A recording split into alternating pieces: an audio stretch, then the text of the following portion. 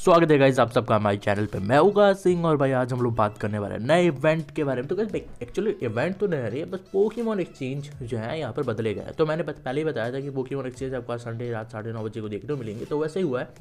अब देखने वाली बात है कि भाई साहब क्या वो पोकेमॉन आए हैं जो हमें चाहिए थे। और मैं एक चीज़ भी यहाँ पर शुरुआत से ही बता देना चाहता हूँ, आज अगर आपको अपना मनपसंद पोकेमॉन नहीं मिला तो 30 तक मतलब जो भी पोकेमॉन्स आप जो भी चीज़ें लेना चाहते हो ले लेना, क्योंकि ये डायरेक्ट जाके अगले साल ही आएगा और इसे बीच में अगर कहीं एक्सपेक्ट मत करना। ये साल में एक बार आने वाला इवेंट है। तो अगर आपको अपना मतलब मन पसंदीदा नहीं मिला ना, तो भाई जो भी मिल रहा ले लो, ठीक है। वैसे तो अच्छे पोकेमॉन्स ही आए होंगे, मेरे को ऐसा लग रहा है, पर फिर भी देखते हैं भाई क्या है। सबसे पहले हम लोग यहाँ पर देख रहे हैं पिंसर हमें देखने को मिल रहा है। तो पिंसर एक अच्छा पोकेमॉन होता है गाइस। बेसिकली बताऊँ कि ये स्लेथरॉक्स के अगेंस्ट बहुत ज़्यादा कमज़ोर होता है, क्योंकि इसका टाइप की वजह से एक तो ये फ्लाइंग ऊपर से बग टाइप दोनों बहुत ज़्यादा कमज़ोर होते हैं रॉक टाइप मूव्स के अगेंस्ट। तो ये जब भी स्लेथरॉक्स में उतरता है तो इसकी आधी एचपी गायब भी हो जाती है।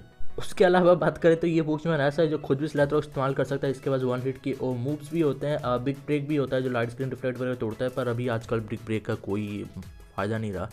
हमारे मोबाइल पर भी हुआ करता था, हमने इसे हाल ही में रिमूव कर दिया, क्योंकि काइंड ऑफ स्नोडलैक्स को मारने के लिए बहुत ज़्यादा अच्छा होता है, या फिर उन पोकेमॉन्स को मारने के लिए जो फाइटिंग के कमज़ोर होते हैं। पर हमेशा वैसे पोकेमॉन आपको मिल नहीं सर है। और स्लीप टॉक जो है डार्कराई के अगेंस्ट तो बहुत ज़्यादा यूज़फुल हो रहा है, तो हमने सोचा कि फाइनली रिमूव कर ही देते हैं भाई। अब जो होगा दिखा जाएगा, ऐसे भी तो जाने देते हैं। बी ड्रिल ये वाला आप ले सकते हो। ये बेसिकली सच बताओ तो फ्लाइंग एंड बग टाइप की टीम में रखने टाइप होता है। हालांकि ये भी बहुत ज़्यादा कमज़ोरी होगा स्लेथरॉक्स के अगेंस्ट, पर ये बाकी बी ड्रिल से ज़्यादा बेहतर होगा। क्योंकि एक चीज़ बता दो, एक तो ये फ्लाइंग टाइप है, ऊपर से अटैक टाइप पोकेमॉन है, आपके पास स्वॉर्ड डांस जैसे मूव देखने को मिलेंगे। ऊपर से आप एक होल्ड आइटम पहन सकते हो, जिससे फ्लाइंग टाइप पोकेमॉन्स के टू स्टेज जो होते हैं क्रिटिकल हिट रेशियो बढ़ जाते हैं। और अगर उसे मैक्स कर दो तो भाई बहुत ही ज़्यादा अच्छी बात है। इसका मतलब है जब आप कोई मूव मारोगे वो हद से ज़्यादा डैमेज देगा, और कई बार डिफेंस को नेगलेक्ट करके मारेगा, या फिर स्पेशल डिफेंस सारी चीज़ें नेगलेक्ट करके मारेगा। तो काइंड ऑफ ये अच्छा एक मूव है, मतलब एक अच्छा सेटअप रहेगा आपके पोकेमॉन के लिए। और बीटल सच में एक अच्छा पोकेमॉन भी होता है गाइस, सच बता दूँ। मैंने आज तक जितने बीटल्स देखे हैं, मेरे को ये फ्लाइंग वाला बीटल बहुत ज़्यादा अच्छा लगता है। तो अभी बात करते हैं दूसरे ब्लेजिकन की, जो वो भी अच्छी बात है। मतलब नया जो ब्लेजिकन ये भी बहुत ज़्यादा सही है। इसका आर्ट मूव आप देख सकते हो, एक इलेक्ट्रिक टाइप आर्ट मूव है। तो short dance, art move, flare blaze और प्रोटेक्ट आप रख सकते हो, या फिर रेस्ट भी रख सकते हो, आपकी मर्जी आप इसे कैसे यूज़ करते हो। पर मैं कहूँगा क्योंकि यहाँ पे आर्ट मूव दिया गया, तो एक जो कमज़ोरी थी आपकी वो यहाँ पर जा चुकी है, कि आपको कैसे भी फाइटिंग टाइप मूव रखना पड़ता था, और फ्लाइंग टाइप पोकेमॉन या फिर फ्लाइंग टाइप चार्जर या फिर ऐसे पोकेमॉन्स के अगेंस्ट आपको पोकेमॉन बदलना पड़ता था। वो नहीं करना पड़ेगा आपको। यहाँ पर आराम से आप बेछूट इस्तेमाल कर सकते हो, मार सकते हो। पर फिर भी फाइटिंग टाइप मूव ज़रूरी होता है, तो आप चाहो तो प्रोटेक्ट या फिर रेस्ट की जगह फाइटिंग टाइप मूव भी रख सकते हो। अब ब्रिक ब्रिक ज़्यादा अच्छा रहता है कंपेयर टू स्काई अपर का, उससे तो ज़्यादा अच्छा ही होगा। अभी बात करते हैं नए गुडरा की, जिसके पास एक आर्टू मूव दिया गया जो फीनी जैसा ही है। जैसे फीनी टापू फीनी का आर्टू मूव होता है, ये भी वैसे ही, या फिर पाल्किया एक्स जैसा ही होता है। वाटर वॉटेक्स उसका नाम है, इसका थोड़ा अलग है, फंक्शन सेम ही है दोनों का, ठीक है। अच्छा मैं चीज़ बताऊं तो गुडरा थोड़ा सस्ता पड़ेगा आपको नॉर्मल फाल्किया से, आपको अच्छे से एक आर्टू मूव भी देखने को मिल जाएगा। उसके बाद बात करते हैं नए आर्टिकुनो की। तो भाई आर्टिकुनो जो है यहाँ पर रॉक एंड आइस टाइप दिया गया, जो स्टील के अगेंस्ट तो कमज़ोर होगा, पर फिर भी आप इसे टीम में रखने के बारे में मत सोचना, ये किसी काम का नहीं होगा, सच बताता हूँ। आर्टिकुनो आज तक मैंने कभी भी वर्ल्ड लीग में किसी भी प्रो प्लेयर को यूज़ करते नहीं देखा, अनलेस एंड अनटिल वो चारकोल यूज़र हो। और चारकोल के लिए रखोगे तो बहुत ज़्यादा सही होगा। फिर भी मैं कहूँगा कि इसको ना ही रखो तो अच्छा है। प्रेशर एबिलिटी होता है इसके पास, इसके अलावा ज़्यादा कुछ खास एबिलिटीज़ भी नहीं होते, और मूव्स की भी इतनी ज़्यादा कुछ अच्छी चीज़ें नहीं होती। और मैं सच बताता हूँ, इसको ना ही रखो तो ज़्यादा अच्छा है। फिर हमें देखने को मिलता है सेप्टाइल, जो एक अच्छा पोकेमॉन है, पर ये एसआर कैटेगरी में क्यों डाला गया मैं ये समझ नहीं पा रहा था। नए पोकेमॉन जितने भी आए ना, कोई भी एक सस्ता पोकेमॉन नहीं दिया गया, मिनिमम एसआर कैटेगरी में डाले गए। और हार्ड सूट के सारे पोकेमॉन महंगे होते हैं, डार्क सूट का ऐसा नहीं होता, पर हार्ड सूट के जितने भी पोकेमॉन डाले जाते हैं मैक्सिमम महंगे पोकेमॉन्स होते हैं। अगर वो कहीं से भी इस्तेमाल करने लायक हो तो उसे इतना ज़्यादा महंगा बना दिया जाता है कि उसे अफोर्ड करना ही इम्पॉसिबल हो जाता है। तो यहाँ पर भी वही हुआ है, एक बहुत ही बड़ा और बहुत ही महंगा पोकेमॉन दिया गया जो सेप्टाइल था। अभी बात करते हैं रेजिगिगस की, तो आपको एक चाहिए होगा पैटर्स में, आपको बहुत ज़्यादा ज़रूरी है, एक ले भी सकते हो आप लोग। और अगर सूट की बात करो तो नॉर्मल सूट यूज़र और फायर सूट यूज़र दोनों से इस्तेमाल कर सकते हैं, क्योंकि रेजिगिगस ऑब्वियसली टीम में रखने लायक पोकेमॉन होता है। अगर आप R2 बना देते हो तो कई गुना ज़्यादा बेहतर होता है। और ये मैं देख रहा हूँ भाई, आज ना इतनी ज़्यादा खुशी हो रही है मेरे को, फाइनली हमें ये पोकेमॉन मिल चुका है। भाई मैं कितने दिनों से वेट कर रहा था, मैंने अंदाज़ा भी लगा लिया था कि हाँ लूगिया आया है, आने वाला पोकेमॉन कायोग्रे होगा या फिर ग्राउडॉन होगा, क्योंकि यही होता है। मतलब लूगिया आया है ना, तो ऑपोजिट में अगर इवेंट रिपीट होता है ना, तो यही होते हैं भाई। इधर कायोग्रे होता है या फिर ग्राउडन होता है, यही दो पोकेमॉन होते हैं। कभी कभार पालकिया भी देखने को मिलता है, पर मेरे को मैक्सिमम टाइम यही दोनों पोकेमॉन देखने को मिलते हैं। और मैं इतना ज़्यादा मतलब सोच रहा था कि ग्राउडन ना हो, बस कायोग्रे हो, और फाइनली हमें मिल चुका है। अब मैं यहाँ पर वेट कर सकता हूँ कि मैं 4 कायोग्रे ले लूँ, क्योंकि मेरे को 4 चाहिए होंगे, मेरे पास 1 है और कैप्सूल स्टेशन पॉइंट से लेने के लिए भी 2 होंगे, काफ़ी होंगे। तो मैं सोच रहा हूँ कि डायरेक्ट देरी से लूँ और कैप्सूल स्टेशन पॉइंट को सेव करते हैं। और ये जब तो 30 तक चलेगा तो शायद अब तक 2 ले ही लेंगे और मैं ज़्यादा प्रॉब्लम होगा भी नहीं, और थोड़ा वेट भी कर सकते हैं हम लोग आराम से।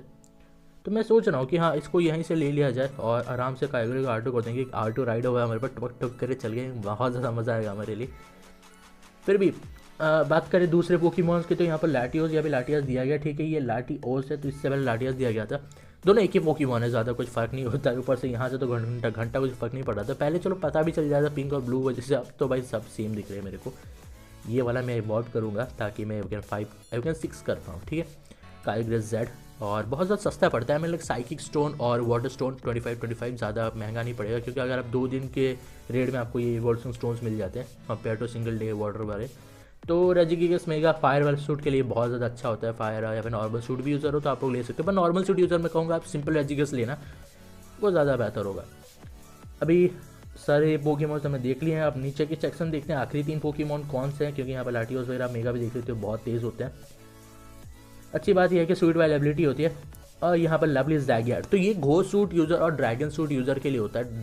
ठीक है, फाइटिंग एंड ड्रैगन टाइप बहुत ही अच्छा कॉम्बिनेशन होता है। और फेरी के अगेंस्ट कमज़ोर, वो सब नेगलेक्ट करो, उसका को जाने दो, पर पोकेमॉन बहुत ज़्यादा सही होता है। ज़ैगियार्ड के एसएस वैल्यू जो होती है ना, सारे पोकेमॉन से थोड़ी ज़्यादा होती है, तो ये सोचने वाली बात है। ऊपर से लवली वाले के तो और भी ज़्यादा है। और मैं बता दूँ इसका R2 मूव भी बहुत ही अच्छा है, इतना बुरा R2 मूव नहीं है जितना बाकी सबका होता है। फिर भी नया हमें जिराटीना देखने को दिया गया, जिसका एक वाटर ठीक है डार्क टाइप R2 मूव है, जो 50% चांसेस होते हैं अटैक बूस्ट करने, तो ये भी बहुत सही है।